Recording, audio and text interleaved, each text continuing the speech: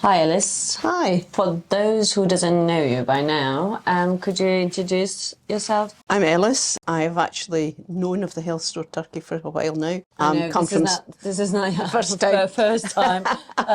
You're not a new starter. I'm from Scotland, Yeah. um, and I've been having problems in Scotland getting a diagnosis for a painful hip, so I decided to Yes. contact you. So, like everybody knows that I know you guys. You like Right. my mum and dad. Okay. In UK, like yeah, I've known you for a long time, and we also known that you were having problems with your leg. Yep. And the pain in your leg. So we thought about fibromyalgia, which we know you have, and then the hip was getting worse. Yeah. But I haven't seen you for a month, and it's got significantly worse Worse. when I was there last time. So what date, and you were telling me that you've been trying to get the diagnosis. Yes. So what For what some did you do time in now. the UK? Contacted, first of all, GP, seen a chiropractor because I wondered if the pain was coming from my spine. I've seen a physio privately because I couldn't get an appointment. And in the end, my GP ordered an x-ray, which apparently showed that, yes, I had arthritis, but it hadn't got much worse. So there was nothing needing doing to it. Basically, when you come here, I'm just going to jump before Yeah. we go back again.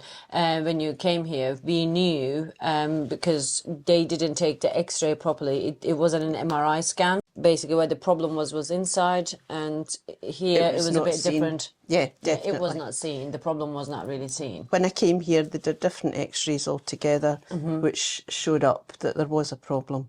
Whereas at home, nobody would take me seriously, despite the fact that the only way I could move in the morning was crawling on the floor on my hands and knees because I couldn't bear to stand up. No, I've Yeah. seen that side. Like I've seen the painful, how painful it was, and the fact is the only answer was take more painkillers. That was Yep. making you feel worse Yep. because they were making Because then I used it more and then the pain got worse. the painkiller that you were using. Some of them didn't work Didn't either. agree. Oh, Yeah, that's didn't right. agree with you. I had finished my consultation days. Obviously, I was a flying visit from London to Glasgow, and then I've seen you guys less than 24 hours, and I went to Glasgow, then I went to Dublin. In between, we were trying to get you the diagnosis, and we said, okay, we'll just go to Turkey, at Yeah. least get the diagnosis, and we can come back here with the diagnosis. So But I ended up coming back to Edinburgh, flying here with you, and made you walk. I'm so sorry about that's that. fine. The plan at that point was at least Yeah. get a diagnosis and we know what we're facing. And I was going to go home again, have a think about it and decide. That's what it was. Yeah. So we came here, obviously, you staying with me. What happened when when Elif took you into the The hospital? hospital. Well, because we weren't convinced or absolutely sure whether it was coming from my back or from my hip, we saw both a neurologist and an orthopaedic consultant. Then very quickly within the same day, I had x-rays, an MRI, blood tests, and further consultation with the doctors. So which doctors did you see? Which specialists did you see? The neurologist I saw again after the MRI, and he agreed that there is a problem in my back, but it is not causing, or it wasn't causing the excruciating pain. Yeah, that was from the previous That's from fall. previous, as some of you may know, I ride horses, and I might have fallen once or twice. Yeah, I might just have parted company with one or two of them. She is actually good, but it doesn't show. So we ruled out, although there is a problem in my back, which is also good to know because that's something that's been left undiagnosed at home. We then realised it was definitely in the hip.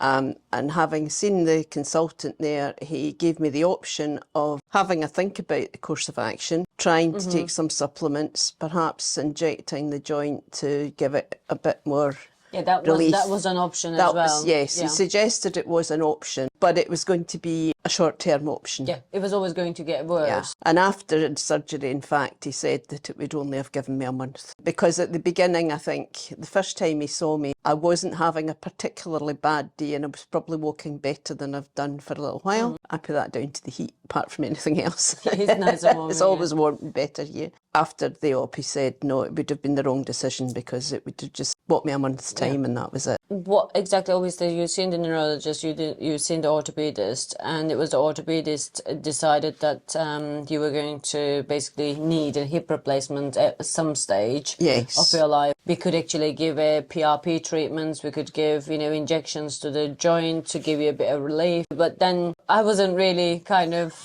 because I knew she was going to end up staying with me. I wasn't really pushing the surgery. They were all frightened. I wasn't prepared because Grant wasn't here. The patient coordinators were frightened to tell you, actually. I know. I was like, oh, she wants to have a surgery.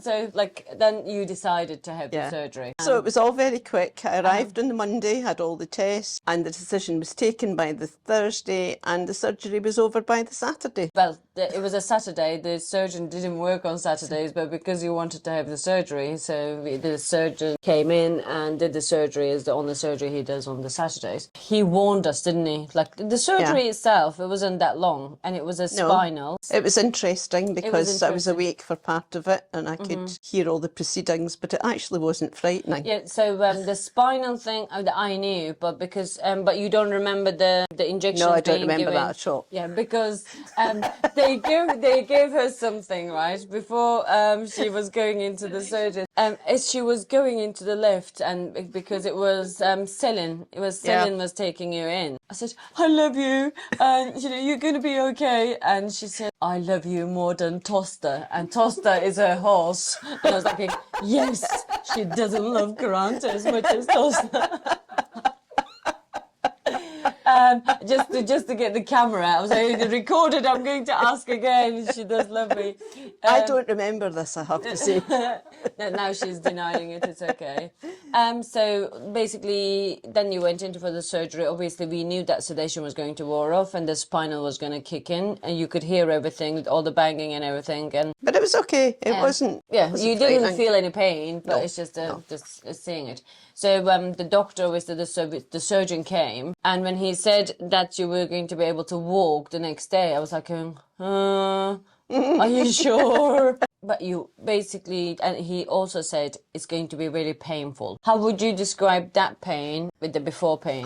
In actual fact, it was painful when the spinal wore off. That was when it was very painful. But then I was given painkillers after that. From then on, it is, yes, it's painful in a different way. It's not as it was before at all. It's not nearly as acute. And it's painful if I move too quickly or I do something that I shouldn't. Too many rules and regulations, but never mind. It is not painful in the same acute, horrible way. You were able to walk. Basically, you stayed in the hospital for 2 nights. You wanted to kind of discharge you after 2 nights, but when because you were still getting used to the walking and stuff, that we agreed to stay for 3 nights in the hospital. We brought you here, and you've been up and down those stairs, and you're in the house walking around. And he didn't want to let you go home before you could walk and negotiate the stairs. The stairs. You done that in the hospital. Yep. How are you finding going up and down the stairs at the moment? It's actually okay, as long as I concentrate on which leg goes first. What's the rule? There is a rule. The good leg goes to heaven and the bad leg goes to hell. So when we're going down, it's bad leg first. Going up, it's good leg first. Going down is bad leg first. Going up is good leg first, because you're putting pressure on. And if you get too cocky, then you forget. Yeah, don't get too cocky. I mean, basically what's important is she's able to we put a cushion underneath because this couch is a little bit too low. You have to sit kind of like on an angle. Yeah. And you kind of... It didn't want me to close. If you imagine a penknife closing, I've not to close the hip too much. It's keep it open. Okay. And straight. So you're not to turn. You're not to turn this leg. Loads of exercises. Loads of exercises. And I think the key thing is that what did he say? Keep walking till you are... Walk until it's sore. Sore, yeah. So keep walking till it's sore all the time, so that you keep it moving. And if you don't move, it's actually, people have complications, and the complications comes with not following the instructions. Really, the instruction has to be clear. Then you've been reading up, and you've been Mr. Google. Mr. Google's helpful sometimes. It's done now, and today is the week after surgery. Yep, 1 week on. We live in Orla, so you've been walking to, like getting to the town centre. I love the way that they've done it yesterday because there are bumpy bits of the road.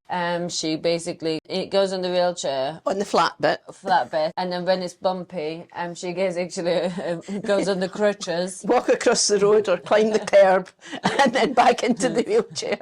Yeah. So if there is a will, there is a way. And the only reason they're doing this is to prove themselves that they can go to Fethiye all by themselves. And I've got a horse to get back on in 3 months.